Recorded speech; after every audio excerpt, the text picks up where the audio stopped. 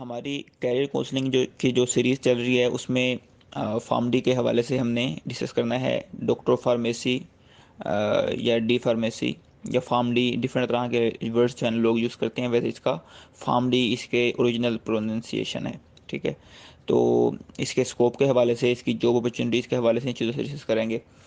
तो फार्मडी क्या है?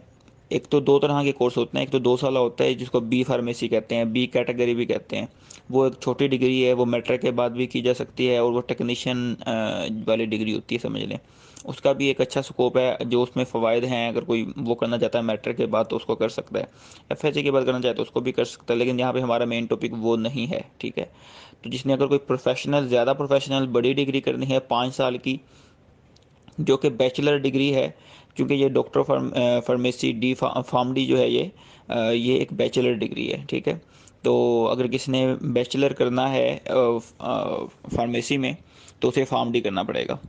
और फार्मडी क्या है? 5 साल की डिग्री है और इसमें जो सब्जेक्ट्स हैं और जैसे बात डिफरेंट इसमें सब्जेक्ट्स आएंगे, लेकिन जो मेन सब्जेक्ट हमारे पास आएगा वो हमारे पास मेडिसिन का यानी कि फार्माकोलॉजी का होगा। और उससे भी रिलेटेड बायोकेमिस्ट्री, ऐसी बात है, मेटाबॉलिज्म, ह्यूमन के अंदर बायोलॉजिकल साइंसेज के डिफरेंट तरह के सब्जेक्ट्स जो है आपने हो सकता है इसमें एनाटॉमी फिजियोलॉजी भी ह्यूमन की या वो आप स्टडी करें। लेकिन जो मेन सब्जेक्ट जिसके अंदर आपको डेप्थ में, जैसा आप लोग केमिस्ट्री पढ़ते रहे, ऑर्गेनिक केमिस्ट्री, इनऑर्गेनिक केमिस्ट्री, तो उसमें रिएक्शन, केमिकल रिएक्शन वगैरह वगैरह। तो आगे फिर इसमें फार्मडी के अंदर जब जाएंगे तो जाहिर सी बात है मेडिसिन से ही आपका प्रोटोकॉल है, मेडिसिन किस तरह बनती है, किस तरह एक्सट्रैक्ट होती है, किस तरह के रिएक्शन होते हैं, एडवर्स रिएक्शन किस तरह होते हैं और सारी उसके फिर इफेक्ट कैसे होते हैं वगैरह वगैरह।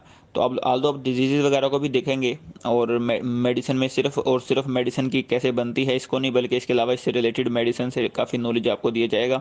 लेकिन जो मेन एक्सपर्टीज़ जो है फार्मडी जिसके अंदर एक्सपर्ट होते हैं वो होता है मेडिसिन की प्रोडक्शन एंड मेडिसिन के आगे यूज़, एडवर्स इफेक्ट्स और सारा रिकमेंडेशन इस हवाले से। ठीक है, तो उसमें ज़ाहिर सी बात है जो मेन सब्जेक्ट जिस पे कमांड आपको होनी चाहिए फार्मडी करने के बाद वो है आपकी फार्माकोलॉजी।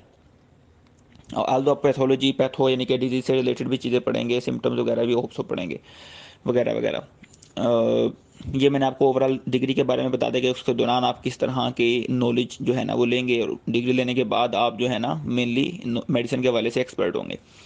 अब बात करते हैं कि ये डिग्री कैसी है। डिग्री ये बहुत ज़बरदस्त है। जो मैं पर्सनली मेडिकल के अंदर जिस बच्चे ने डिग्री परसू करनी है उसमें मैं जिन टॉप डिग्रीज़ के अंदर, जैसे मैंने डीवीएम बताया था, तो डीवीएम के बाद डीवीएम यह है कि जिसको इंटरेस्ट डीवीएम में है वो डीवीएम को कंसीडर करे नंबर 1 पे उनमें डिफरेंट डिग्रीज़ के अंदर आफ्टर एमबीबीएस बीडीएस।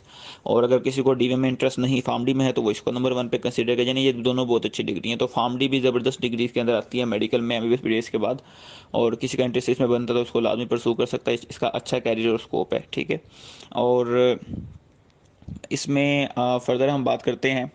अ, कुछ बच्चों का शायद ये सवाल हो गए वो क्लिनिक वगैरह ओपन कर सकते हैं या नहीं कर सकते। ज़ाहिर सी बात है, आप फार्मासिस्ट हैं, आप एमबीबीएस जो है ना वो डॉक्टर नहीं है, तो आप जो काम के लिए आप माहिर हैं, जिस काम के लिए आपने डिग्री मुकम्मल की है, जिस काम के लिए आप एक्सपर्ट हैं, आपको वो काम करना है।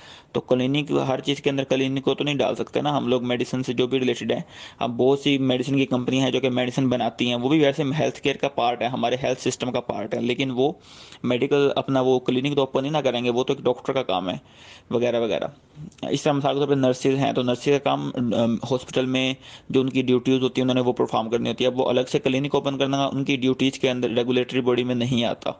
ठीक है, तो ये प्रोटोकॉल होता है। तो बहुत से बच्चों का जो इंटरेस्ट है डॉक्टर के तौर पे काम करने का और क्लिनिक वगैरह, लेकिन ये मैंडेटरी नहीं। और हर जितने मेडिसिन के फील्ड हैं, मेडिकल से रिलेटेड फील्ड है, हर एक के अंदर क्लिनिक का डायरेक्ट ताल्लुक नहीं होता।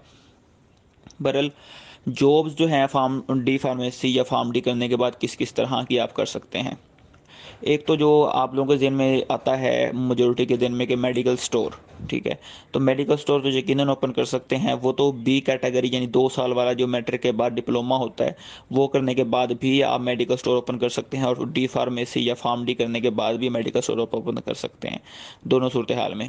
ठीक है, लेकिन डिफरेंस होता है इन दोनों के मेडिकल स्टोर्स के लेवल के ऊपर इस तरह से कि जो फार्मडी वाला शख्स जो है अपना मेडिकल स्टोर ओपन करेगा, या जिस मेडिकल स्टोर पे फार्मडी वाला शख्स खुद मौजूद होगा, तो वो जाहिर सी बात है वो खुद जो पेशेंट आता है वहाँ पे मेडिसिन लेने, उसकी काउंसलिंग कर सकता है, उसको एडवाइस दे सकता है, और इसके अलावा मेडिसिन को मतलब वो रेगुलेट करना, या फिर उस जो होता है ना उसका मेडिकल स्टोर, उसकी कैटेगरीज होती हैं, ये मेडिकल स्टोर किस लेवल का है। तो उसका जो मेडिकल स्टोर होता है जिसमें फार्मेसी वाला बंदा खुद मौजूद हो, तो वो ए लेवल या ए प्लस लेवल की जो है ना वो मेडिकल स्टोर होता है, ठीक है। जो जहाँ पे बी कैटेगरी 2 साल डिप्लोमा वाला शख्स मौजूद हो मेडिसिन देने के लिए मेडिकल स्टोर के ऊपर, तो वो ए लेवल या ए प्लस कैटेगरी के अंदर वो मेडिकल